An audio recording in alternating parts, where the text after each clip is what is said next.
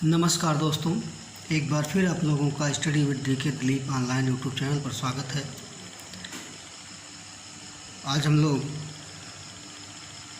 DElEd second semester के second paper में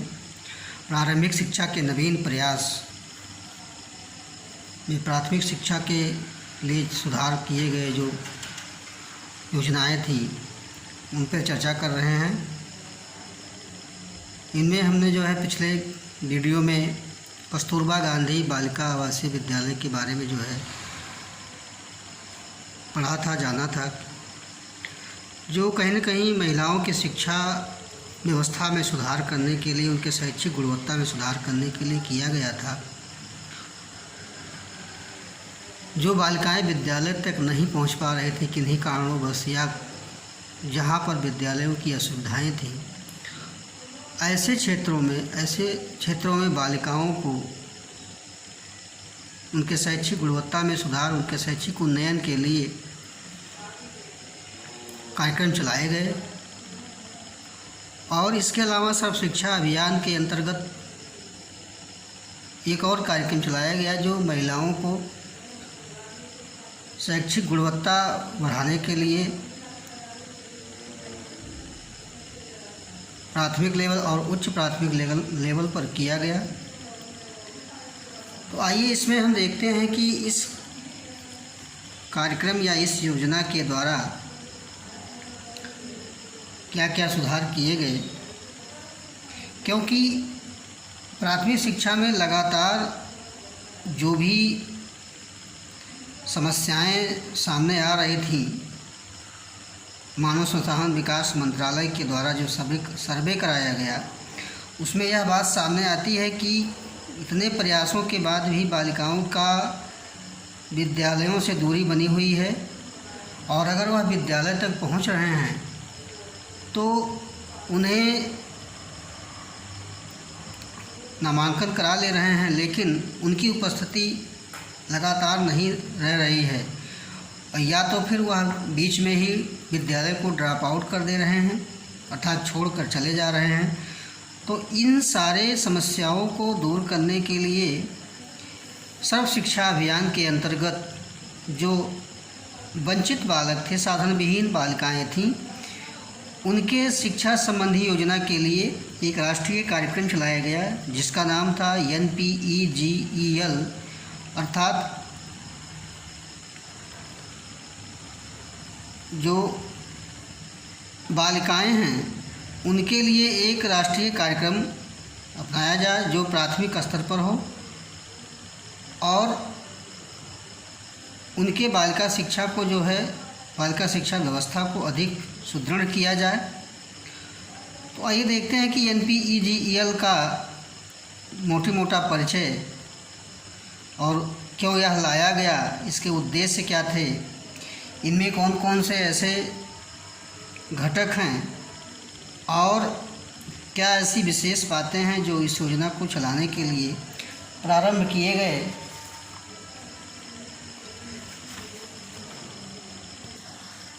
तो इसमें हम देख रहे हैं कि NPEGEL अर्थात इसका अंग्रेजी नाम है national programme of education for girls at elementary level, अर्थात प्रारंभिक स्तर या प्राथमिक स्तर पर राष्ट्रीय बालिका शिक्षा परियोजना इसका हिंदी नाम है। और इसका प्रारंभ जो है सर्व शिक्षा अभियान के अंतर्गत चलाया गया था,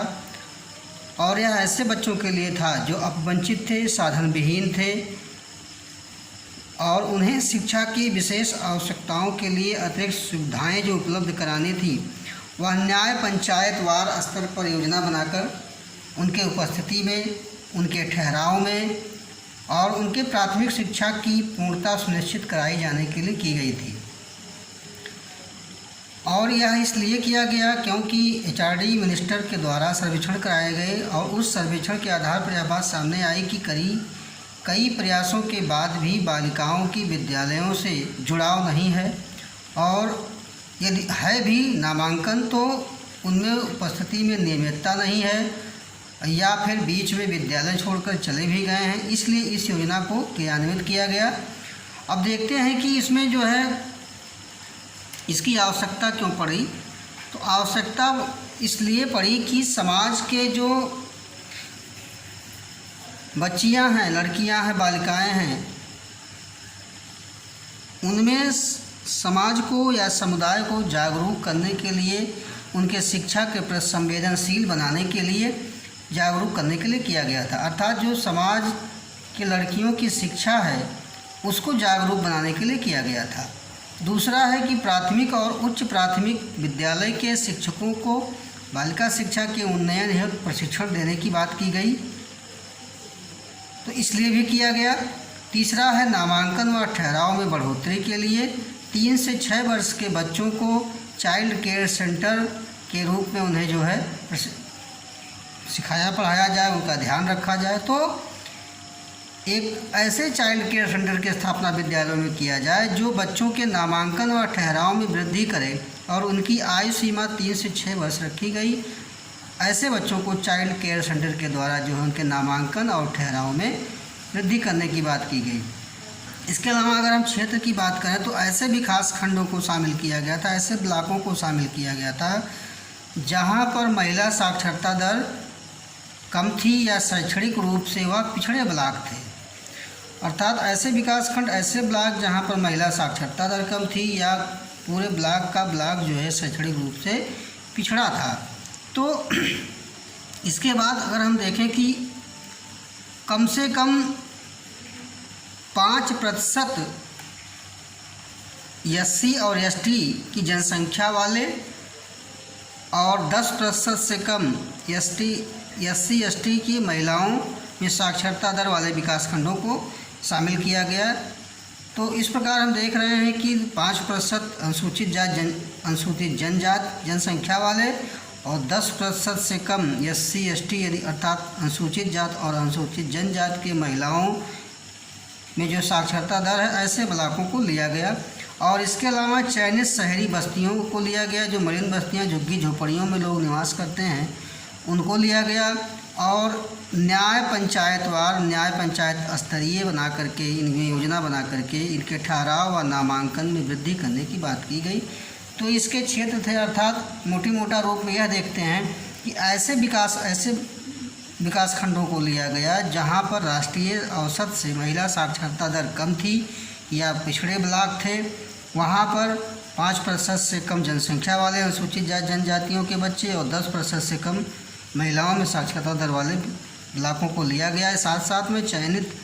किया गया मलिन बस्तियों को, जो शहरी थे या नगरीय मलिन बस्तियां थीं, उनको लिया गया ताकि उनमें ठहराव और नामांकन किया जा सके। अब इसके बाद हम लोग जो है इनके उद्देश्यों की चर्चा करेंगे कि इनके क्या क्या उद्देश्य थे। तो आइए देखते हैं। 23 जुलाई 2007 को राष्ट्रीय स्तर पर किए गए संशोधनों में निम्न बिंदु शामिल किए गए। अर्थात उद्देश्यों में जो है 23 जुलाई 2007 को एक बनाया गया कि इसके क्या क्या उद्देश्य रहेंगे, जिनमें हम पहला देख रहे हैं कि लिंगानुपात गैप को कम करना। प्राथमिक शिक्षा में सुधार को लेकर के कहीं न कहीं लैंगिक विभेद या लैंगिक असमानताएं जो देखने को मिल रही थी, उसको कम करने की बात लगातार की जा रही है।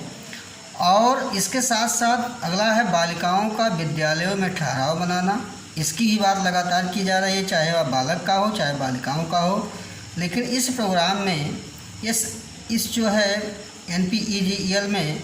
बालिकाओं के ठहराव की बात की गई विद्यालयों में। इसके बाद अगला है कि इस सभी ज़िले में जो निम्न महिला साक्षरता दर वाले विकासखंड हैं, न्याय पंचायत स्तर हैं, उनको मॉडल क्लस्टर विद्यालय के रूप में विकसित किया जाए। अर्थात ज़िले के जो निम्न महिला साक्षरता दर वाले ब्लॉक हैं, उनको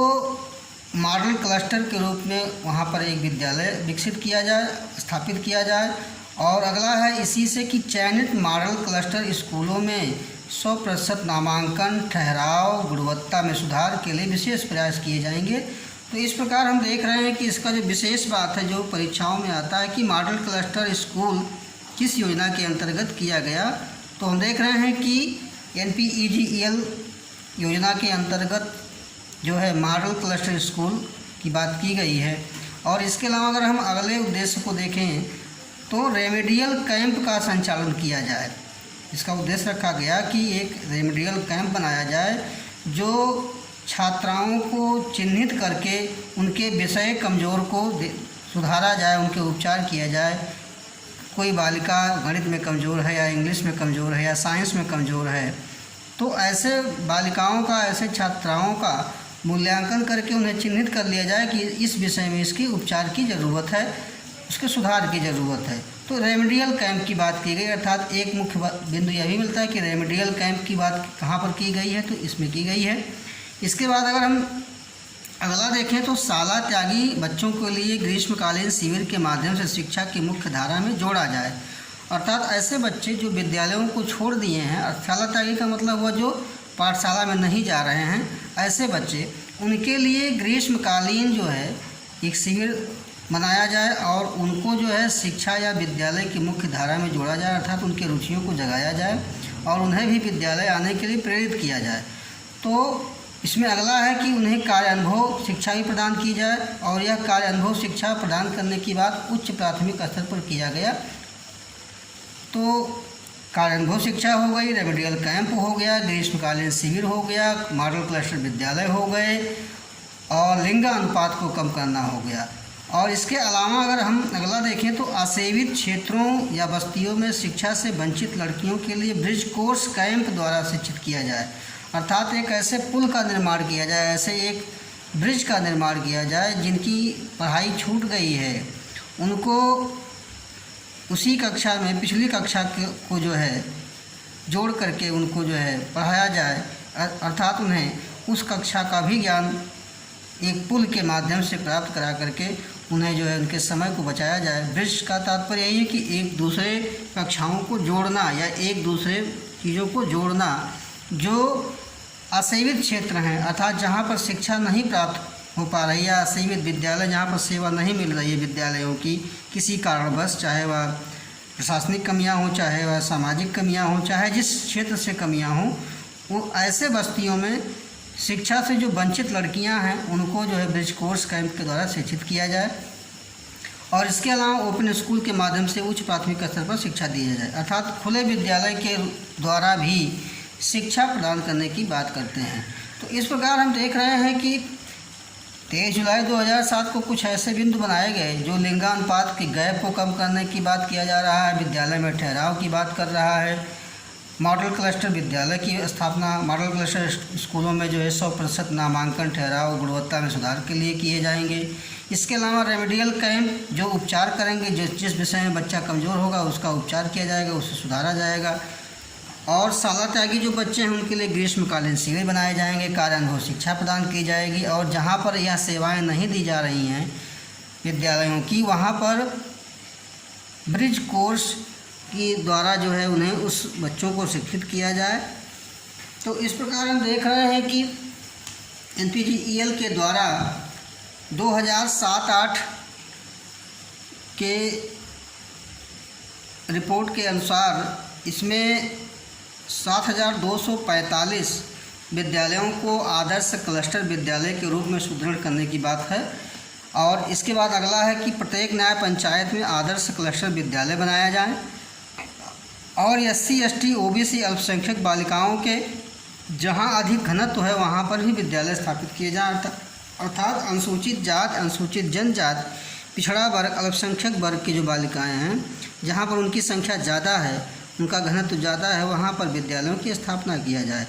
अब इसके अलावा अगर हम इनके मॉडल क्लस्टर स्कूलों में अगर हम सुविधाओं की बात करें कि क्या क्या सुविधाएँ दी जाती हैं, तो हम देखते हैं कि इन स्कूलों को चलाने के लिए या इन NPTEL प्रोग्राम में जो आधारभूत सुविधाएं दी गई हैं उनमें है लकड़ी की चौकी व्यवस्था, अर्थात लकड़ी की चौकी की व्यवस्था किया जाए, निःशुल्क यूनिफॉर्म,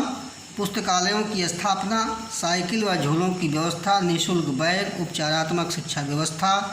बहुउद्देशीय कक्षों का निर्माण, विद्यालय अध्यापक पुरस्कार। तो ये सारी बातें जो है NPTEL के अंतर्गत मॉडल क्लस्टर स्कूलों में आधारभूत सुविधाएं उपलब्ध कराई जा रही हैं, जिनको हम एक एक करके जो है इसका देख लेते हैं क्या क्या है। तो कक्षा 1 से 5 तक के बच्चों को लिखने के में सुगम या उनमें सरलता लाने के लिए बालिकाओं को जो है लकड़ी की चौकी उपलब्ध कराई जाए और पुस्तकालयों की स्थापना कराया जाए, ताकि जो है national book trust of India के सहयोग से ये पुस्तकालय स्थापित हों और ताकि बालिकाओं में पढ़ने की कुशलता जो है विकसित हो। और इसके अलावा साइकिल झोलों की भी उपलब्धता कराई जाए और इसके लिए ताकि उनमें जो है गत्यात्मक कौशल, उनके आत्म विकास में बढ़ोतरी हो। इसके अलावा अगर हम निःशुल्क यूनिफॉर्म की बात करें तो यूनिफॉर्म में जो मलिन बस्तियां हैं या जो चयनित विकास खंड हैं उनमें बालिकाओं को प्रतिवर्ष यूनिफॉर्म की व्यवस्था की जाए और जिससे बस्तियों के जो बालिकाएं हैं वह विद्यालय में ठहराव बनाए रखें, वह बाधक न बने। इसके अलावा अगर निःशुल्क बैग की बात करें तो अतिरिक्त प्रोत्साहन के रूप में उन्हें जो है निःशुल्क बैग उपलब्ध कराया जाए। और उपचारात्मक शिक्षा की अगर बात करें तो उपचारात्मक शिक्षा ऐसे जहाँ पर विद्यालयों की कमी है या विद्यालय में विषय अध्यापकों की कमी है या लैंगिक विभेद के कारण बालिकाओं में उपलब्धि स्तर में कमी है, तो ऐसे शिक्षा व्यवस्था को सुधार करने के लिए एक मानक बनाया जाए और कम उपलब्धि प्राप्त करने वाली बालिकाओं के शिक्षा सुविधा में बढ़ोतरी कराया जाए, वृद्धि कराया जाए। इसके अलावा बहुउद्देशीय कक्षाओं की बात करें अगर तो विद्यालय में जो है आवासीय सुविधाएं, शौचालय, जल की उपलब्धता इत्यादि जो भी हैं आदि के विकास के लिए जो है ग्राम शिक्षा समितियों के माध्यम से अतिरिक्त कक्षा कक्षों का भी निर्माण करवाया जाए। तो बहुउद्देशीय कक्षा कक्ष में बहुत सारी चीज़ों में जो है बातें आ जाती हैं जो कहीं न कहीं NPGL के द्वारा जो है इन लक्ष्यों की प्राप्ति की जा रही है। इसके अलावा अगर हम विद्यालय अध्यापक पुरस्कार की बात करें तो जनपदों में जो है क्लस्टर के जो सर्वोत्तम विद्यालय हैं उन्हें चिन्हित कर लिया जाए और उनको चिन्हित करके उनको पुरस्कृत किया जाए, चाहे वह विद्यालय हों चाहे वह अध्यापक हों। तो इस प्रकार हम NPEGL के अंतर्गत चयनित मॉडल व क्लस्टर स्कूलों में आधारभूत सुविधाएं उपलब्ध कराने की बात देख रहे हैं। इसके बाद अगर हम देखें कि इसमें कौन कौन सी एजेंसियां काम करती हैं तो इसके बारे में चर्चा कर लेते हैं, जिनमें हम देख रहे हैं कि जो क्रियात्मक इकाइयां हैं या एजेंसियां हैं, अभिकरण हैं, वह 2 स्तरों पर हैं, जनपद स्तर पर और ब्लॉक स्तर पर। तो जनपद स्तर पर और ब्लॉक स्तर पर हम एक एक करके देखते हैं। जनपद स्तर पर जो पद है वह है जिला जेंडर यूनिट और या एक जो है कमेटी बनती है जिला जेंडर के स्तर पर और इसका अध्यक्ष जो है डायट प्राचार्य होता है, सचिव BSA होता है, समन्वयक जिला समन्वयक बालिका शिक्षा होता है अथवा जो समन्वयक होता है वह जिला बालिका शिक्षा समन्वयक होता है। इसके जो सदस्य होते हैं सरकारी और गैर सरकारी संस्थाओं के सक्रिय प्रतिनिधि होते हैं और इसके अलावा अगर महिला समाख्या प्रतिनिधि है तो अनिवार्य रूप से उसे शामिल किया जाने की बात की गई है। अर्थात जो महिला समाख्या योजना चलाई गई थी इनमें ज़रूर इनको शामिल किया जाए, क्योंकि बालिकाओं के लिए ही इस योजना को जो है चलाया गया था ताकि बालिकाओं के शैक्षिक सुधार गुणवत्ता में बढ़ोतरी हो। और इनमें कुल 20 सदस्य होते हैं। अगर हम ब्लॉक स्तर पर देखें तो ब्लॉक क्रियान्वयन समिति होती है, यही समिति इसका क्रियान्वयन करती है ब्लॉकों में। इसके अलावा इसमें जो पद है जेंडर कोऑर्डिनेटर है, अर्थात जो निदेशक का काम करता है या समन्वयक का काम करता है, लिंग समन्वय जिसको कहते हैं। इसके अलावा सहायक समन्वयक जो BSA द्वारा नामित होता है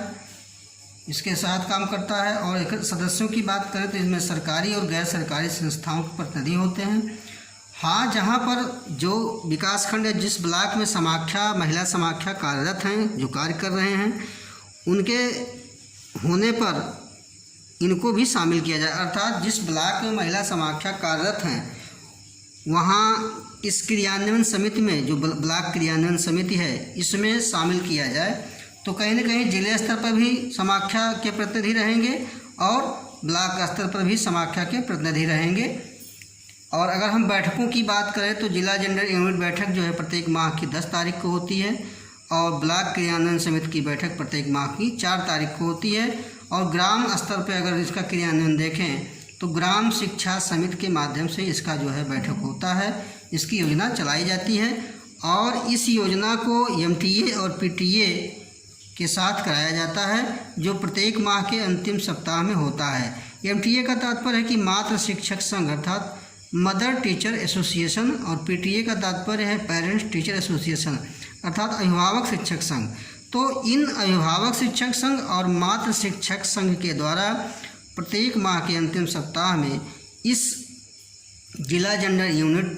ब्लॉक क्रियान्वयन समिति और ग्राम स्तरीय क्रियान्वयन हेतु जो ग्राम शिक्षा समिति है, इनके द्वारा सारे कार्यक्रम चलाए जाते हैं, जो कहीं न कहीं डायट प्राचार्य, BSA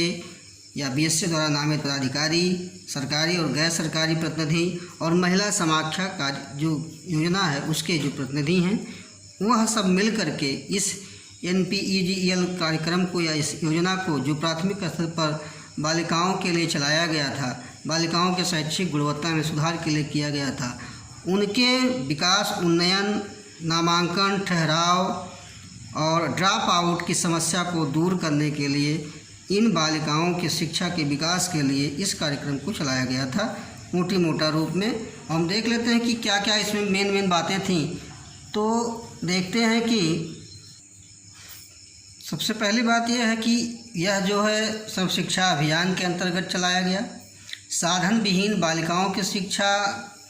की आवश्यकताओं के लिए चलाया गया, ताकि उनकी उपस्थिति, ठहराव, प्राथमिक शिक्षा की पूर्णता सुनिश्चित कराई जा सके इनकी। और इसके अलावा अगर हम आवश्यकता की बात देख रहे हैं तो इनमें जो है समाज को, समुदाय को लड़कियों की शिक्षा के प्रति जागरूक करने के लिए किया गया। प्राथमिक शिक्षा और उच्च प्राथमिक शिक्षा की बालिकाओं के उन्नयन के लिए जो है शिक्षकों को प्रशिक्षण दिया जाए। नामांकन ठहराव में बढ़ोतरी करने के लिए 3 से 6 वर्ष के बच्चों के लिए जो है चाइल्ड केयर सेंटर को स्थापित किया जाए। और ऐसे क्षेत्रों में इस योजना को चलाया जाए जो पिछड़े ब्लॉक हैं या पिछड़े विकास खंड हैं, जहाँ पर महिला साक्षरता दर कम है, उनमें कराया जाए। चयनित में जो मलिन बस्तियाँ हैं, सेलेक्टेड जो बस्तियाँ हैं जहाँ पर साक्षरता दर कम है महिलाओं की, उनको रखा जाए और उनके ठहराव नामांकन में वृद्धि किया जाए। इसके अलावा अगर उद्देश्यों में बात करें तो लिंगानुपात गैप को कम करने की बात की गई, बालिकाओं को विद्यालय में ठहराव करने की बात की गई, मॉडल क्लस्टर स्कूल जो मुख्य बात है इसको बनाने की बात की गई थी, जिसमें 100% नामांकन, ठहराव, गुणवत्ता में सुधार के लिए प्रयास किया जाए। और रेमेडियल कैंप, कार्यान्वयन शिक्षा, ग्रीष्मकालीन शिविर, ब्रिज कोर्स कैंप और ओपन स्कूल के माध्यम से उच्च प्राथमिक स्तर पर शिक्षा प्रदान करने की बात की गई थी। और इसके अलावा अगर इसमें हम आधारभूत सुविधाओं की बात करें तो लकड़ी की चौकी है, निःशुल्क यूनिफॉर्म है, पुस्तकालयों की स्थापना, साइकिलों, झूलों की व्यवस्था, निःशुल्क बैग, उपचारात्मक शिक्षा व्यवस्था, बहुउद्देशीय कक्षाओं का निर्माण, विद्यालय अध्यापक पुरस्कार। और जो एजेंसियां इसमें काम कर रही हैं वह जनपद स्तर पर और ब्लॉक स्तर पर कर रही हैं, जिनमें से एक डायट प्राचार्य होता है और एक BSA के द्वारा नामित पदाधिकारी होते हैं। तो कुल मिलाकर के NPEGEL कार्यक्रम जो है मानव संसाधन विकास मंत्रालय के द्वारा जांच कराए गए, सर्वेक्षण कराए गए तथ्यों से या बताया कि अभी भी बालिका शिक्षा में सुधार होने की ज़रूरत है और इसलिए इस कार्यक्रम को चलाया गया। बस इतना ही, धन्यवाद।